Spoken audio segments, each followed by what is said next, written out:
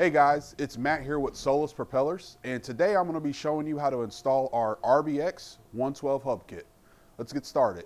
The first thing you're going to want to do is make sure that you have a completely empty prop shaft. You're going to want to take off all the old hardware, and the only thing you're going to be reusing from the old hardware is the locking nut and the pin. Okay, now on an empty prop shaft, you have your thrust washer that's going first. And this is followed by our RBX propeller.